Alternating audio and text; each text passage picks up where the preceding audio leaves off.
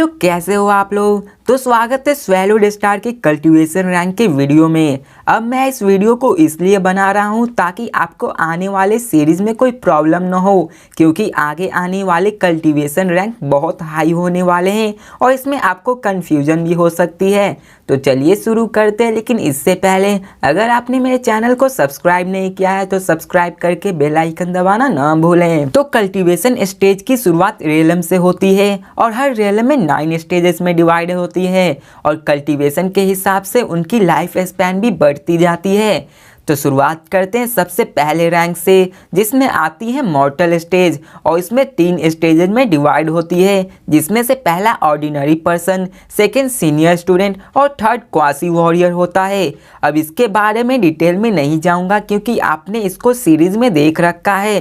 तो अब आते हैं स्टूडेंट फाइटर, जो कि लेवल 1 से लेवल 9 तक के स्टेजेस में डिवाइडेड होते हैं और इनमें भी 3 कैटेगरीज होती हैं। पहला वॉरियर, दूसरा वॉरलॉर्ड और फिर तीसरा आता है गॉड ऑफ वॉर। अब इन तीनों के भी 3 कैटेगरीज में डिवाइड होती हैं, बिगनर, इंटरमीडिएट और एडवांस लेवल, और आपने इसको सीरीज में जान रखा है। अब लिउ फेंग एक स्पीड मास्टर होता है, इसलिए वो अपने स्टेजेस के ऊपर के भी बंदे को आराम से हैंडल कर पाता था। तो स्टूडेंट लेवल के बाद आता है स्टार ट्रैवल या फिर कहे तो प्लानिटरी लेवल। अब इसको आप आउटगन गॉड ऑफ वार भी कह सकते हैं। अब इस कैटेगरी में वॉरियर यूनिवर्स में गिने जाते हैं क्योंकि इसमें वो यूनिवर्स के लेवल तक को जान पाते हैं और जब भी वॉरियर प्लानिटरी लेवल के क्रॉस करता है उसमें एक एलिमेंट की पावर मिलती है, जो कि metal, would, water, fire, earth, wind, lightning और लाइट में से कोई एक हो सकती है। अब हमने ली याओ को देखा था जिसे लाइट एलिमेंट की पावर मिली होती है और आगे सीरीज में लिउ फेंग के पास डायमंड एलिमेंट की पावर मिलती है, जो कि बहुत ही ज़्यादा रेयर होता है। अब एक अर्थ पे डबल एस लेवल का मॉन्स्टर एक स्टार ट्रैवल लेवल के जितना पावरफुल होता है और एक स्टार ट्रैवल लेवल के बंदे की लोएस्ट फ्लाइंग स्पीड 1200 मीटर पर सेकेंड होती है और जब भी एक स्टार ट्रैवल खुद को ब्लास्ट करता है वो एक न्यूक्लियर बम के समान होता है और हमने सीरीज में ली याओ को ऐसा करते हुए देख रखा है। और लाइफ स्पैन की बात करें तो ये लगभग 1000 साल तक जी सकते हैं। तो अब इसके बाद आते हैं स्टेलर लेवल या कहे तो स्टार लेवल, और ये भी 1 से 9 स्टेजेस में डिवाइड होते हैं और एक लेवल 9 की स्पीड स्पेस में 1.5 लाख मीटर पर सेकेंड होती है और अर्थ की बात की जाए तो वो अर्थ के एटमॉस्फेयर में 50,000 मीटर पर सेकेंड के स्पीड से मूव कर सकते हैं और इनकी स्ट्रेन भी 10,000 टन के बराबर होती है। और अभी सीरीज के मुताबिक अगर कोई स्टार लेवल का बंदा अर्थ पे आ जाए तो वो अर्थ को इजीली कंकर कर सकता है, क्योंकि अर्थ का भी मोस्ट पावरफुल बंदा होंग वो भी सिर्फ स्टार ट्रैवल लेवल के 6 का ही है। और अगर बात की जाए उनकी एज की तो वो लगभग 10,000 सालों के बराबर होती है। अब आप लोग कंफ्यूज मत होना, स्टार ट्रैवल और स्टार लेवल में दोनों में अंतर होता है। तो अब स्टार लेवल के बाद आते हैं यूनिवर्सल लेवल और ये भी 1 to 9 स्टेजेस में डिवाइडेड होते हैं और ये फाइटर बहुत ही ज़्यादा रेयर होते हैं और ये एक गैलेक्सीज में से एक ही यूनिवर्सल लेवल तक पहुंच पाते हैं और इनकी स्ट्रेंथ 1 लाख टन के बराबर होती है। और हमें एंशिएंट ड्रीम 9 में यूनिवर्सल लेवल तक का बंदे के बारे में सुना था और उस AI ने हमें ये बताया था कि यूनिवर्सल लेवल ही आखिरी होता है, लेकिन हमें सीरीज में और भी आगे पता चलता है कि यूनिवर्सल लेवल से कई ज्यादा ऊपर रैंक के बंदे होते हैं और अगर इनकी एज की बात की जाए तो ये लगभग 1 लाख साल तक के जी सकते हैं। अब यूनिवर्सल लेवल के बाद आते हैं डोमेन लॉर्ड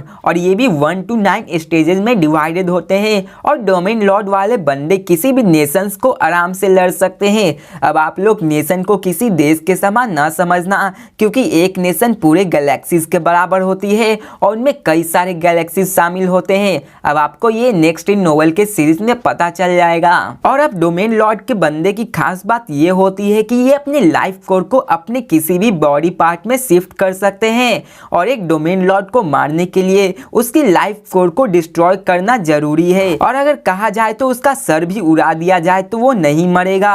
अब ऐसा वाकया ही हमें आने वाले कुछ एपिसोड में देखने को मिलेगा जब पूरे अर्थ के फोर्स मिलकर एक स्वैलोड बीस्ट को मारने की कोशिश करेंगे और उस स्वैलोड बीस्ट के पास भी अपनी लाइफ कोर को शिफ्ट करने की पावर होगी, जिसके कारण सीरीज में एक बार उसके आधे सर को भी उड़ा दिया गया था, लेकिन वो मरा नहीं था। और आगे आने वाले सीरीज में हमें गुलामों के बारे में भी बताया जाएगा कि यूनिवर्सल लेवल के बंदे को भी गुलाम बनाया जा सकता है, लेकिन डोमेन लॉर्ड को बनाना थोड़ा मुश्किल होता है, इसलिए डोमेन लॉर्ड वाले गुलाम बहुत ही ज्यादा रेयर होते हैं। अब आप लोग कंफ्यूज मत होना, क्योंकि स्वैलोड स्टार के आने वाले कुछ चैप्टर्स में ही आप देखेंगे कि कैसे लू फेंग एक गुलामों की ही फौज बना देता है और उस वक्त हर गुलाम की ताकत लू फेंग से भी ज्यादा होती है। और अगर रही बात कंट्रोल करने की, तो उनके अंदर एक चिप्स प्लांट किया जाता है, जिसके मदद से लू फेंग उन्हें कंट्रोल कर पाता है। और अगर बात की जाए इनकी लाइफ स्पैन की, तो ये लगभग 10 लाख सालों की होती है। तो अब डोमेन लॉर्ड के बाद आते हैं सेक्टर लॉर्ड के बंदे, और ये भी 3 कैटेगरीज में डिवाइडेड होते हैं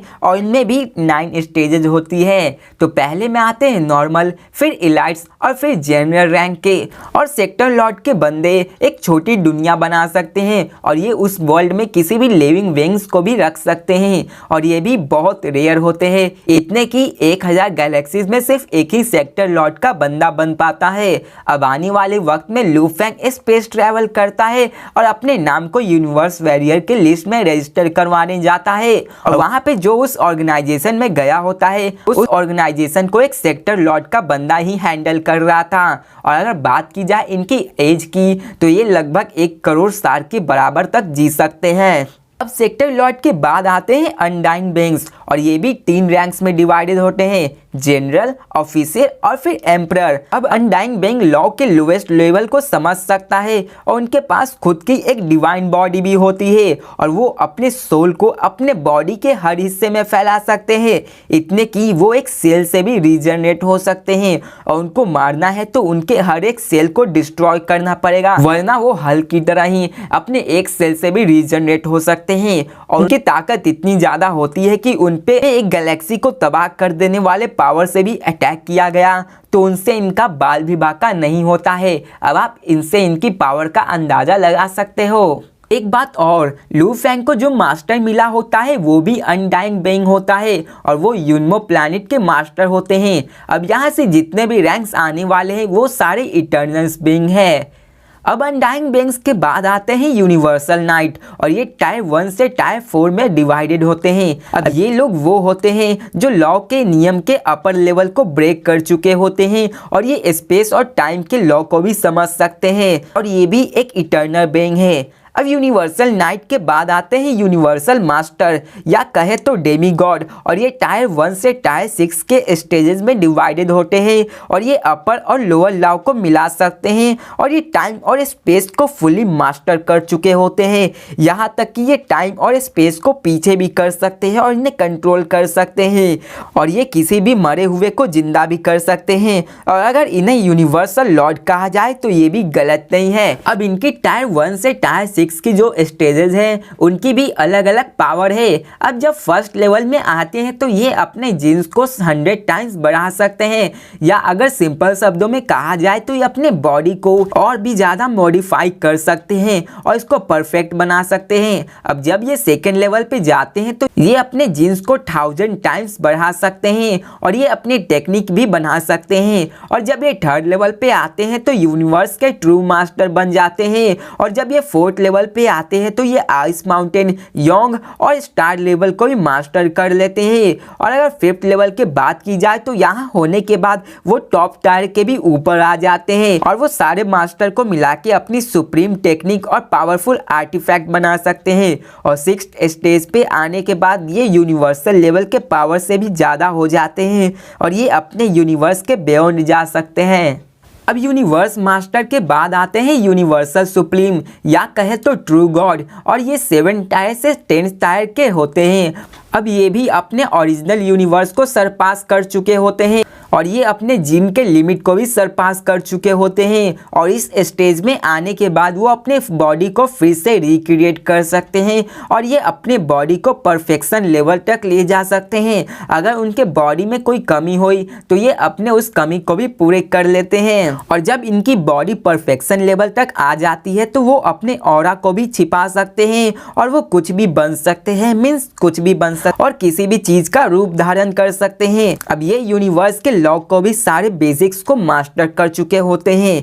अब कल्टीवेशन रैंक यहीं पे नहीं रुकता और ट्रू गॉड के बाद आती है true God of void space, जो कि टायर 11 से टायर 13 में डिवाइडेड होती है। और इस रैंक के बंदे अपने एक सोच से ही वॉइड स्पेस बना सकते हैं। मीन्स को वो सोचेंगे और एक खाली जगह बन जाएगी और वो किसी को भी उसमें रख सकते हैं, यहाँ तक कि लिविंग बींग्स और प्लैनेट्स तक को भी। और ये इतने पावरफुल होते हैं कि अगर कभी बिग बैंग जैसा इवेंट हुआ तो वो इसमें भी सरवाइव कर सकते हैं अपने वॉइड स्पेस की मदद से। और ये अपने खुद का एक छोटा सा यूनिवर्स भी बना सकते हैं, जो कि होली लैंड के नाम से जाना जाता है। अब true God of void space के बाद इटर्नल ट्रू गॉड आते हैं, जो कि टायर 14 के होते हैं और ये यूनिवर्स के जितने भी रहस्य हैं उनको समझ लेते हैं। और आने वाले समय में जब लुओफंग इस स्टेज पे आएगा तो वो लाइफ एंड डेथ के ओरिजिन को कम्प्लीटली समझ जाएगा। अब इस रैंक के बाद आते हैं प्राइमरी केओस सॉवरेन, जिसमें सेंट और होली भी कहा जाता है।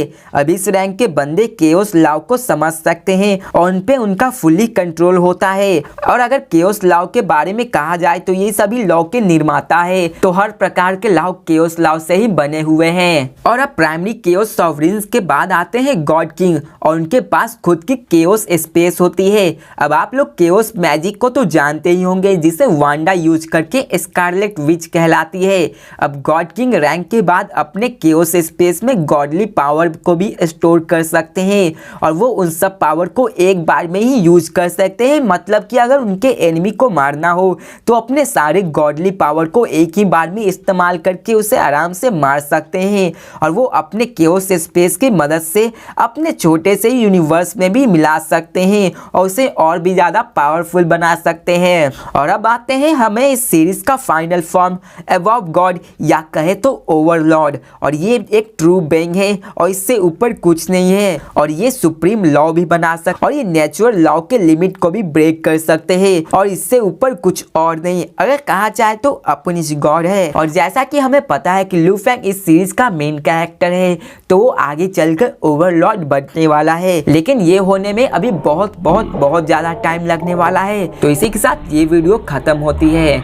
तो अगर आपने इस वीडियो पे 500 लाइक्स अगर 24 आवर्स में ले आए तो मैं कल 2 वीडियो और अपलोड कर दूंगा या कोशिश करूंगा 3 वीडियो लाने की। तो मिलते हैं नेक्स्ट वीडियो में, तब तक के लिए बाय।